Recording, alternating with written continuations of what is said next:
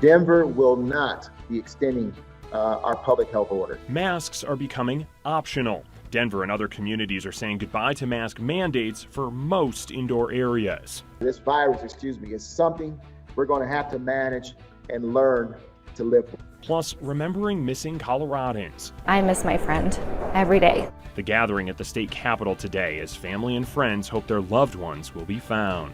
And American troops are in Europe in case Russia starts a war with Ukraine. Now the Pentagon is saying Russia is going to extreme lengths to justify an invasion. For the first time in months, you no longer need a mask indoors when you're in Denver. The city dropped its mask mandate today. Some counties across the metro are doing the same thing. Thanks so much for joining us for Denver 7 News at 11. I'm Jason Grenauer. Mask mandates are ending because COVID-19 cases are dropping. But before you ditch your mask altogether, there are some exceptions. Denver 7's Veronica Acosta explains what you need to know. Starting today, when you come to spots like where we are this morning, Larimer Square, with all of the restaurants and shops behind me, you're no longer required to wear a face mask unless one of these businesses asks you to. And there are exceptions to this, of course. Denver schools and childcare facilities being two of those. You will have to put those face masks inside of those. Denver Mayor Michael Hancock, he chose not to extend the mask mandate just this past Monday. Officials said they're allowing data to lead their decisions here, adding a downward trend of COVID-19 cases since late January led them to this. Other cities and counties across the Front Range, they're making similar choices. Broomfield's mask mandate, that ends today. Jefferson County voted to end its mask mandate on February 18th. Meantime, Adams and Arapahoe's mandates expire tomorrow. And despite mask mandates expiring across the Front Range, businesses can, of course, choose to keep them if they want. And if they do, officials want customers to be respectful of those decisions. Other businesses and venues may decide to continue to require masks or proof of vaccination. They are well within their rights to do so, and we should support them for doing what they feel is necessary. I want to be clear and ask the public, please, this is no reason to give their staff a hard time.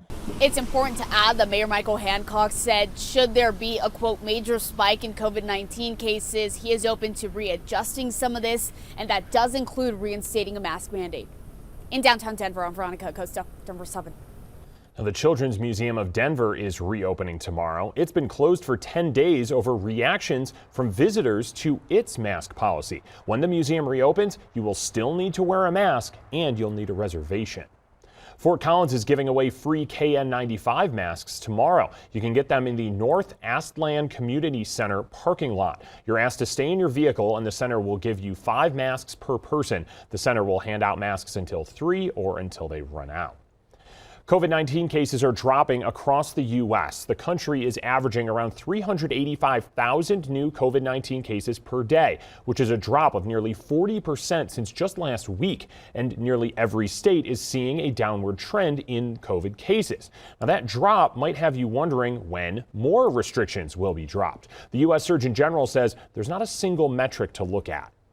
What we have to do is look at a composite of metrics, not only the hospitalizations and deaths, but also try to understand what is happening in terms of early indicators that may give us a clue as to whether cases may rise in the next few weeks. And we want to be able to dial up and dial down precautions based on that. Now, the White House declined to say when the administration would offer a clear plan to transition out of the pandemic, but doctors are reminding people the best protection against COVID-19 is still getting vaccinated. Medicare will start paying for at least some home COVID-19 tests starting this spring. The tests have to be bought at certain pharmacies and stores. A list of those businesses will be released when the coverage begins. Until then, the government says people with Medicare should get tests online through the federal program. That's through covidtests.gov. Happening now, you're looking live at the state capitol where people are remembering Coloradans who disappeared. Today is Missing Persons Day. Denver 7's Colette Bordelon joins us live. And Colette, families are doing everything they can to find answers about their loved ones. Yeah, dozens are gathered here today to remember their loved ones. The Colorado Bureau of Investigation estimates 1,000 people are missing in Colorado. They haven't been seen in around a year. And check it out on the Capitol steps. They're taking the time to read each and every one of those names right now, remembering them on this Missing Persons Day. This is all following a resolution in the Senate marking the day. Missing Persons Day was started in 2016 by Laura Saxton. Her daughter, Kelsey Schelling, disappeared on this day 9 years ago. Schelling's ex-boyfriend, Dante Lucas, was found guilty of her murder last year after an emotional trial where her mom had to take the witness stand twice. Schelling, who was pregnant at the time of her disappearance, has friends who say they're grateful for that guilty verdict, but really just want to find their friend after all these years. Our number one priority has always been to find Kelsey. And that's why I'm still here today. That's why her friends are still here today. That's why her mom's still here today. And we didn't forget that she's still out there and she's still missing. Tonight on Denver Channel, hear straight from Schelling's mom about why this day really hasn't changed much for her since that guilty verdict, plus numbers from the Colorado Bureau of Investigation regarding missing Indigenous people cases in our state. Live at the Capitol, Colette Bordelon on Denver 7. Colette, thank you. All new at 11 now. Boulder firefighters say the cause of a fire that destroyed an apartment complex this past fall is undetermined and was not intentional. Their investigation found the fire started on the outside of one of the buildings and spread rapidly to other parts of the building. Firefighters say there weren't sprinklers outside or in any of the apartment's attics. No one was hurt. The Douglas County Board of Education is holding a special meeting tonight, and part of the agenda includes considering options on Superintendent Corey Wise's contract. There's an online petition accusing school board members of violating open meetings laws. The petition claims board members, several of them, are trying to force out the superintendent behind closed doors. Well, there's good news for the U.S. economy and its rebound from the pandemic this morning. The country added close to 470,000 jobs last month. Most of those came in the restaurant industry. The strong gain was unexpected because Omicron cases sickened millions of workers and kept many consumers at home. We have the tools to save lives and to keep businesses open and keep schools open, keep workers on the job. The White House says the U.S. economy created more than 6.5 million jobs in 2021. The U.S. is accusing Russia of going to extreme lengths to make up a reason to invade Ukraine. The Pentagon revealed the White House has intelligence that suggests Russia planned to create a propaganda video depicting a fake attack against its own country. Then the Kremlin would blame that attack on Ukraine.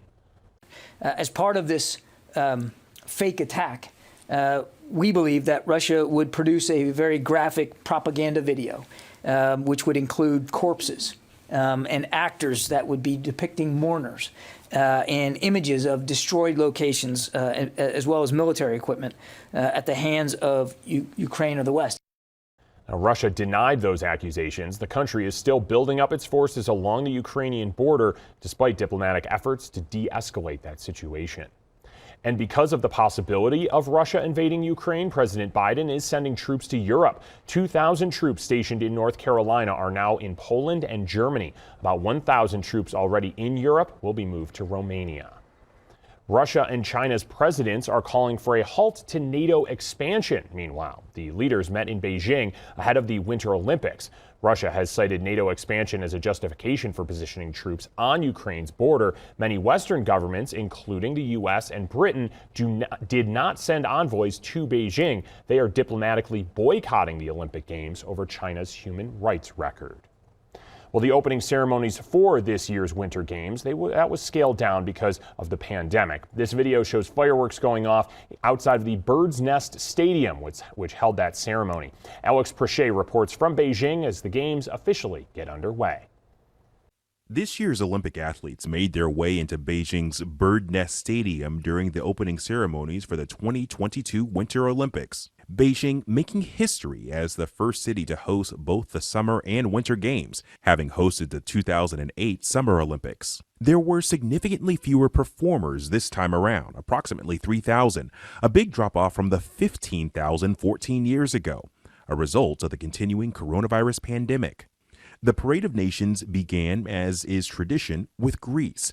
Countries then enter in alphabetical order according to the Chinese alphabet. President Biden had announced back in December that the U.S. would not be sending an official delegation to the Games, America taking a stand against allegations that China is conducting genocide against Muslim Uyghurs. But Team USA is competing in Beijing. Brittany Bowe and John Schuster carrying the flag for the U.S. contingent. Bowe stepping in to replace four-time Olympic bobsledder Elena Myers-Taylor after she tested positive for COVID. In addition to the U.S., 10 countries did not send official delegations to these Olympic Games, including Canada and the United Kingdom.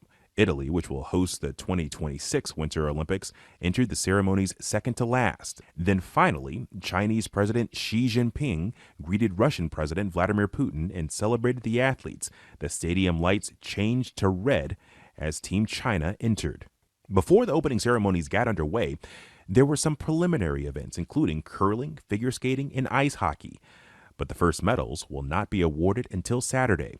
Alex Perche, ABC News, Beijing. Still ahead, love is in the air in Loveland. We're talking to some volunteers who've spent years adding a special touch to thousands of Valentines.